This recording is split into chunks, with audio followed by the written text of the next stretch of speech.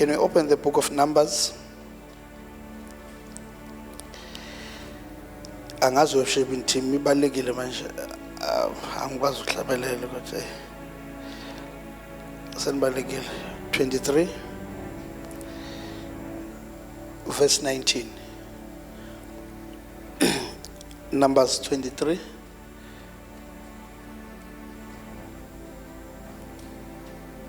verse 19. Okonepete, can you read for us? The book of Numbers. Sizu. Any language, English will be better. Amen. God is not a man that he should lie, nor a son of man that he should repent. Has he said, and will he not do? Or has he spoken, and will he not make it good? God is not a man that he should lie. Hallelujah. Can you read chapter 22 verse 12?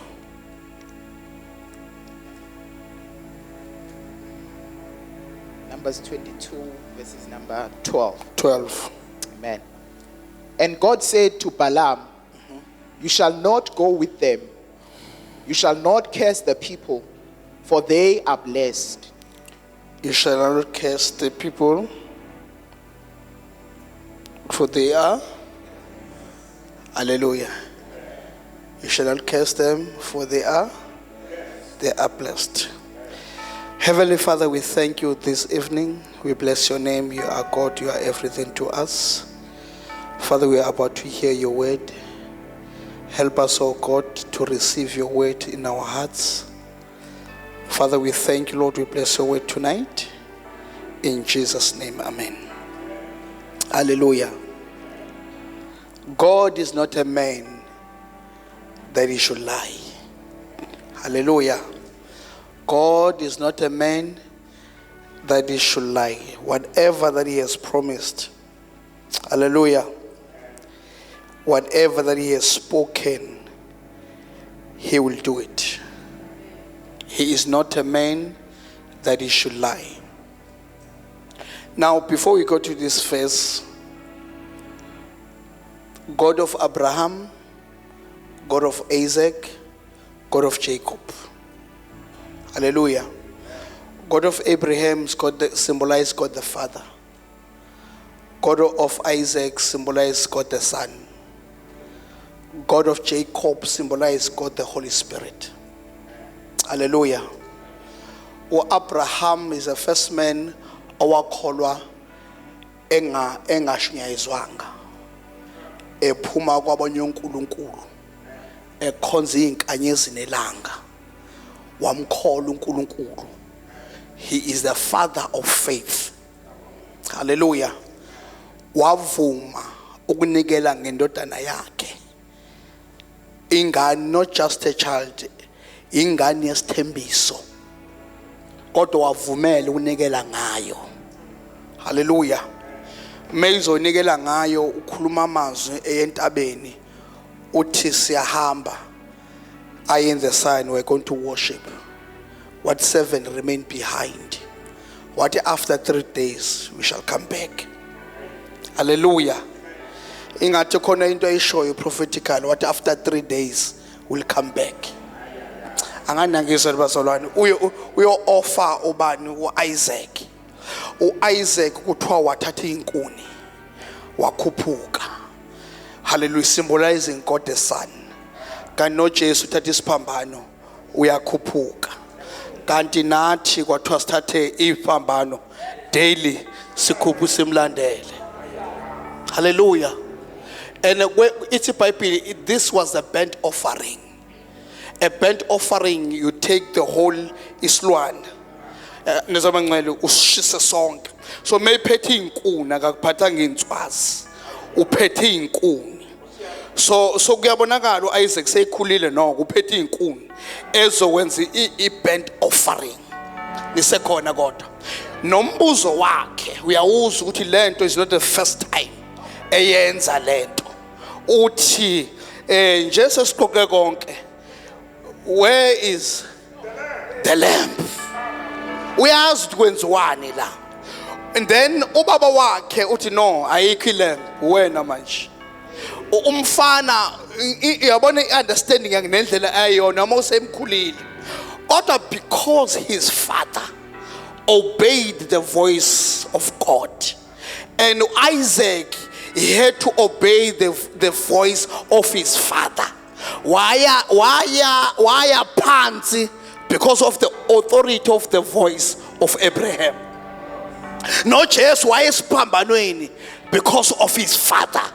Ebethanda bengekayi esiphambanweni kodwa waya because of his father. Hallelujah. Jacob, Isaac walala. Ha? Kanti inkosi nje elala khonto ekhuphukayo ngalo. Nisekhona kodwa ukhona kanjani okhuphukayo ngalo. Kodwa angikho lapha. uJacob ubaleka kubo nizoba ngcwele uyahamba kubo uya kwaLabane wahlangana netshe ebusuku waqamela kulo. Ithi iBhayibheli wabona ingelosi zehla zenyuka. Zenzani zehla zenyuka nizoba ngcwele wabona ingelosi mayivuka uthi this is the house of the Lord, yet there was no building. This is a house. God, there was no building. Ngamanye amazwi noba we understand what makes this place a house. It is the presence of the Lord. Where God is, hallelujah. This hall is a hall, but because you are here, it is a house of the Lord. Ingathi be prophet uthi khona generation ezobiza ukuthi you are the temple, you are the house of God, you are the house of prayer. And then uJacob wenze enye into. The first man to anoint anything, it was Jacob. The first anointing ayanga emntwini. The first anointing, it was a stone. The first anointing recorded in the word, it was a stone. Ingathi he was being prophetic. But there is a stone. Esizayo. There is a chief cornerstone. Where the Pharisees, hallelujah, ongayanga kwi-school of rabbis, abengeke bakwazi kwi-synagogue uma-anointa. Where just wakamgehlani, what is the Spirit of the Lord? It is upon me. Where Jesu sifika kanjani uthi he has anointed me. U-anointed ubani kuphi? Kanti uJacob prophetica. What before any man can be anointed, let me anoint the stone. We are the Jacob generation. We are the Jacob generation. Hallelujah. Let me tell you about the Jacob generation. The Jacob generation, ya prophet isesiswi. Kwathiwa omncane uzobusa omdala. Hallelujah. We are the Jacob generation. We are the generation of the oil. We are the generation of the Holy Spirit. Hallelujah. So attitude yabo yenza kanje. uJacob bathi uJacob wantshontsha isibusiso. Ngithi mina zangasitshontshe. He possess into ebibelonga kuye. What is sesifikile manje? Yonke into yaprofethwa ngami mayibuyele kimi. Ngoba manje isikhathi sesifikile. Bazalwane, funeka sisazi ukuthi isikhathi sini manje. Ngifuna abantu abane attitude kaJacob. Abantu bakufuna silande into yethu, masilande egameni likaJesu. Akusona isikhathi sabantu abatetemayo. Yabantu abane attitude kaJacob. Abazothi noma isikhathi sinjani siyothatha kwethu. Siyothatha kwethu. Nisekhona kodwa. Now isike iBhayibheli wakuthatha kwakhe wabusiswa. He was blessed by his father. Wahamba akaphethanga lutho kodwa ubusisiwe. Wahamba waya kwaLabane. Uhamba nje uphethe induku. Kodwa the blessing uyiphethe. The blessing is upon him. Uyahamba uyasebenza for more than uyasebenza uhlele for more than 20 years. God, the blessing of the Lord was upon him. Now a blessed man was working for a wealthy man. A blessed man was working for a wealthy man. I-wealth ne-blessing zinto eziwu-2 ehlukile. Ngoba isibusiso siyacebisa, kodwa i-wealth yenye into. So now a blessed man, he is working for a wealthy man. Nisekhona kodwa asuthi uneyiphi attitude lo. Umuntu obusisiwe makufika isikhathi sakhe uyayithatha izinto ayibuyisele ngakuye. Njela kwalabana nobe rojwa 10 times kodwa uyaqoqa khona umazibude. I-blessing iyaqoqa manje. Uthi noba ngingena kule ndawo ngiphethe induku yodwa kodwa ngizophuma ngimaqembu qembu ngoba I am blessed by God. A blessing of God sometimes ayibona ngematerial, ingabonakali uthi I am blessed by God, but unani uthi I am blessed and favored by God. When you are favored by God, no one will stop you, no one will rob you. Noba ngakuroba 10 times kodwa you are blessed and favored by God. Oh Jesus, akasukhuluma nabantu abaright namhlanje. Yabazalwana, we are blessed by God. No one can curse us. We are blessed by God. No curse will lay upon us. We are blessed by God.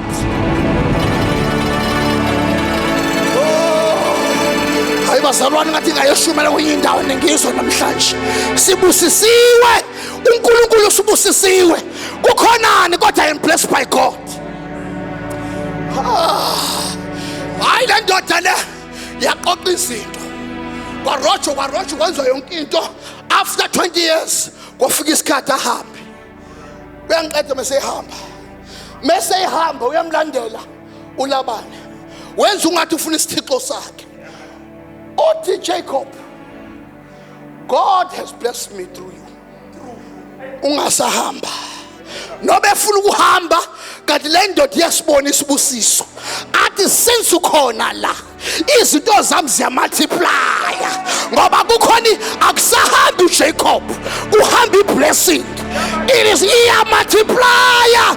Uyamncenga uthi kuye asikhuluma indaba ye-wages, ufuna uhola mali. Jesu, ufuna ukuthola malini? Uyabona umuntu ungadlali umuntu obusisiwe. uLot wahamba nendoda ebusisiwe engabusiswanga. Wayitshela ngoba ebona ingcebo, wayitshela ukuthi ubusisiwe kanti une-wealth but is not blessed, yet is wealthy, yet is not blessed. He is working with a man who is blessed. Kwafika isikhathi indoda ebusekile yathi mfowethu notice Xabane. Notice Xabane. He understands that he is blessed.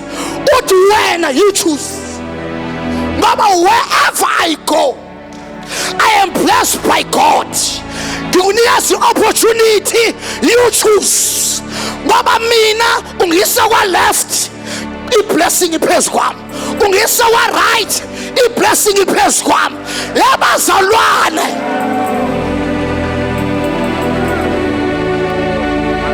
we are blessed by God. Sizothe Ebeneza, inkosi isibusisile. Hallelujah, inkosi isibusisile. Oh God. Pastor, uyahamba uLabani.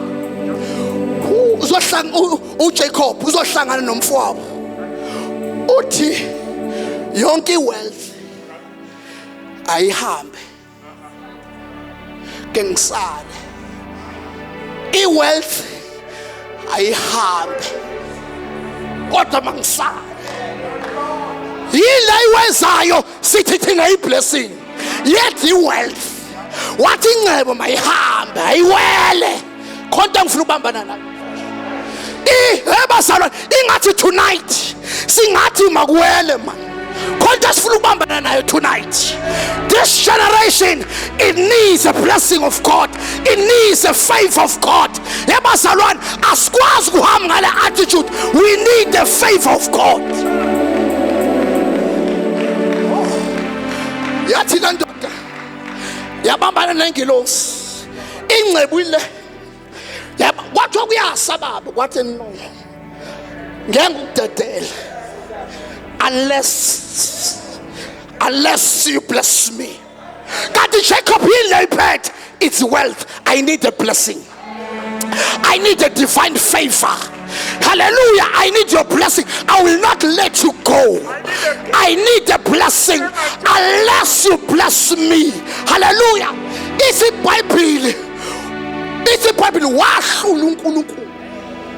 He is the first man recorded in the word. He was able to conquer God. He was able to win over God. What? Because you have won. Hallelujah. You are no longer Jacob. Your name is Israel. This name I figure because of parents. He figured because a man wrestled with God and he won against God. Umhlula kanjani umuntu awinile uNkulunkulu? Umkhasa kanjani umuntu awine kuJehova? We are the Jacob generation. We wrestle with God.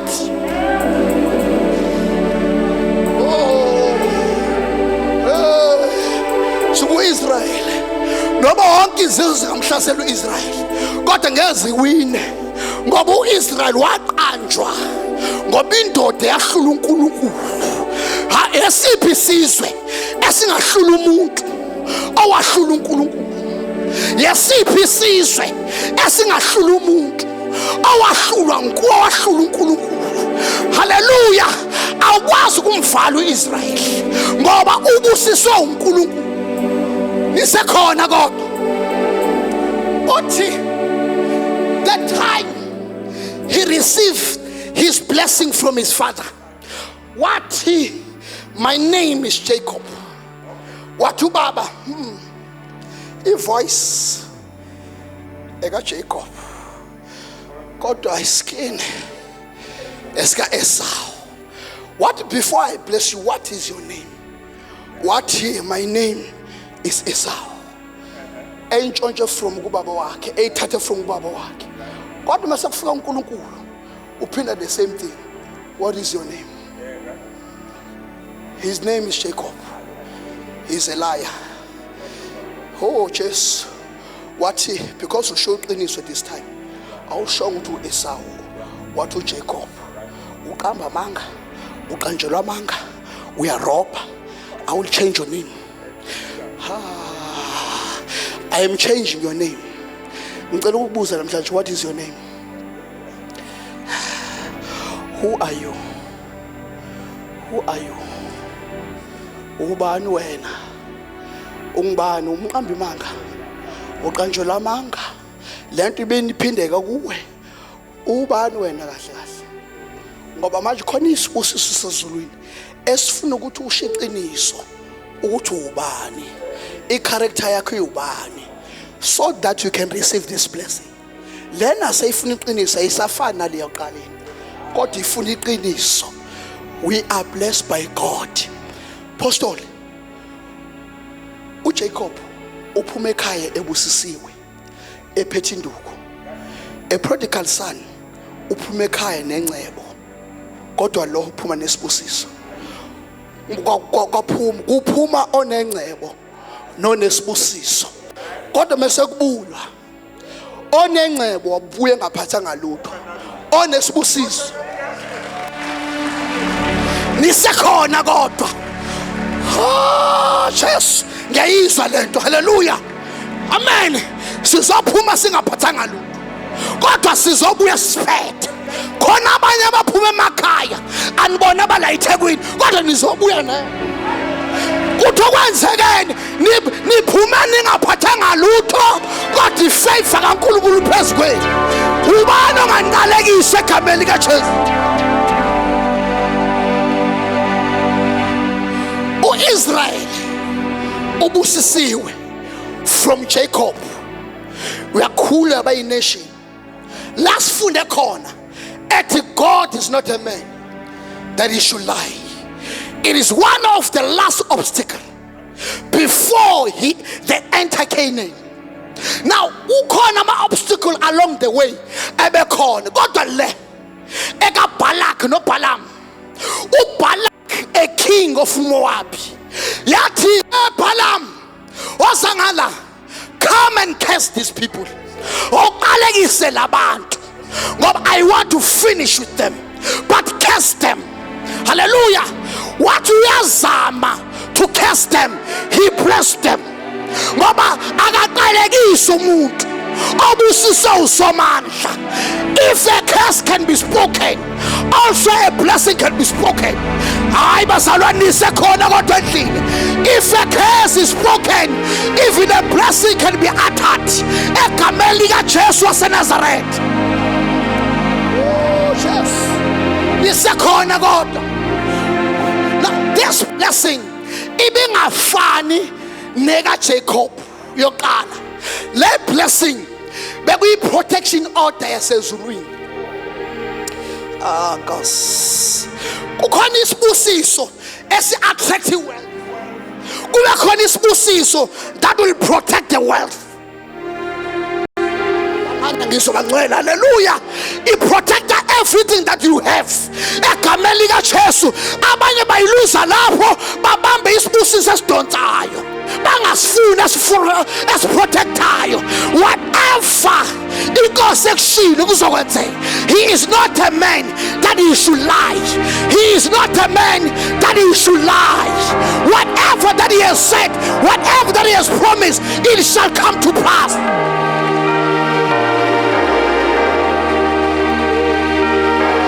Jesus,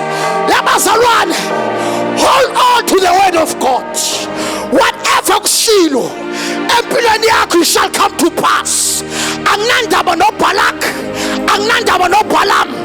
It's a Bible. Balaam, when's the altar of 7 bulls and 7 goats? Wamakwintaba try to curse abantu abablesswe uNkulunkulu, kodwa they keep on coming. Ngoba they are blessed by God. Noma baqalekisa akakwazanga ubastopha bayaye eCanaan. Baye eCanaan ekhona uBalaam engekho uBalaam, kodwa God is not a man that he should lie.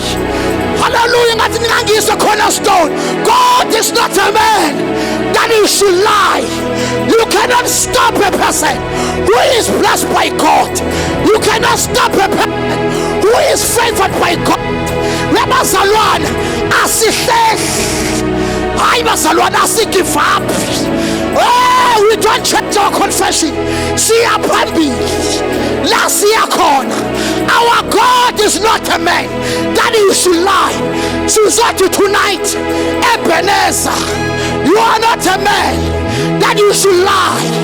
Zikhona izinto eziwusiqeda endleleni oBalaam bekhona, but we are pushing forward. We are pushing forward.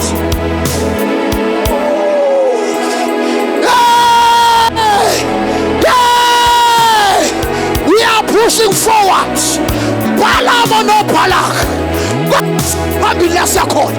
Sizathu siholile. Etshelo siso. Uyaseyebeneza. Ngizwa umoya engcwele namhlanje.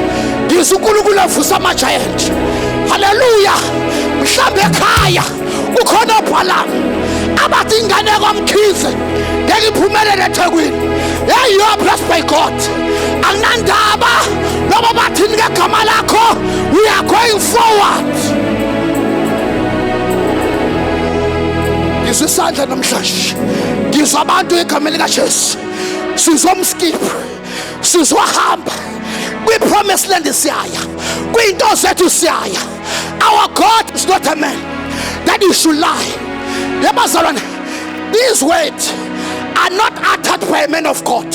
They were uttered by, hallelujah, umthakathi, isangoma satlalela noma ungathi ngibaqalekise labantu angikwazi bengisithi ngiyabaqalekisa ngikhuluma isibusiso ngizothi namhlanje abantu abakhuluma ngegama lakho ukhona ilanguage eshintshayo egameni likaJesu abazenzi benziwa yinto ephezu kwakho. God is not a man that he should lie. Yay! God is not a man. Izinto zenizivuka namhlanje. Hey! Izimpika Jehova ivuka namhlanje. Hallelujah. Islavery mentality yasuka namhlanje ngegama likaJesu. Kodwa ngibona a militant church. Ngibona abantu abathi Jesu siza kuwe manje. Hallelujah. Asizusaba abathakathi. Asizusaba ama-devil worshipper. Kodwa our God, he is not a man that he should lie. Oh.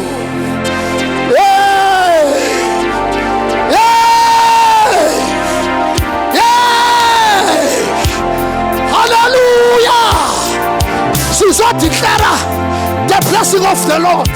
Declare ifavor kaNkulunkulu namhlanje egameni likaJesu. Isiphaphi uReuben was cursed by his father. Reuben was cursed by his father. Ubaba kwamqalekisa. Later on uReuben, he became a nation. They served Moses. uMoses wababuka. Wathi labantu bafuna. Wathi Reuben live.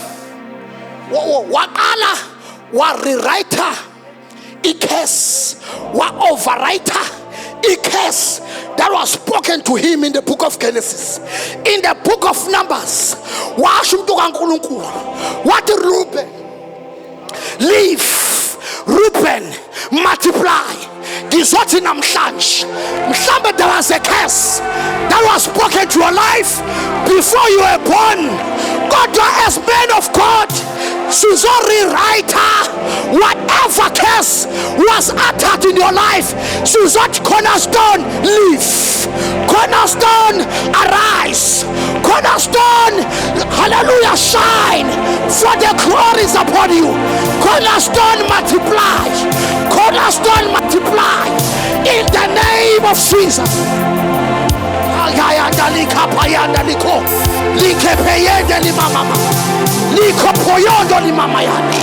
I see the hand of God. He is not a man that he should lie. Sizoti Ebenezer. Is it but guess what? You are still here. Is it a person committing suicide? But guess what? You are here. We are blessed by God. She's all celebrated tonight. She's not Ebenezer. God is not a man that he should lie.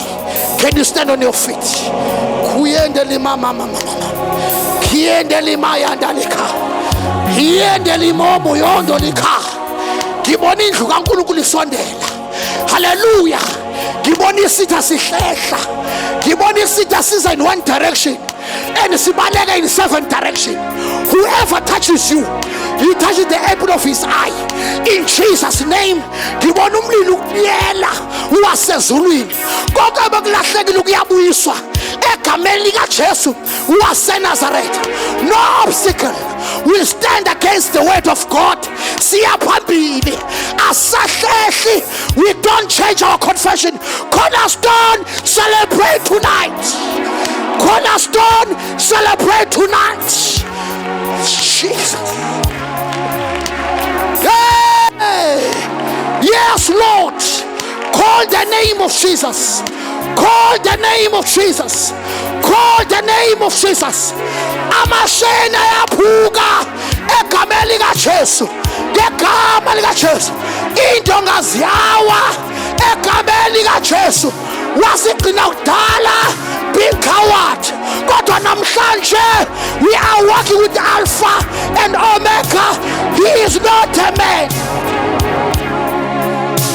that he should lie.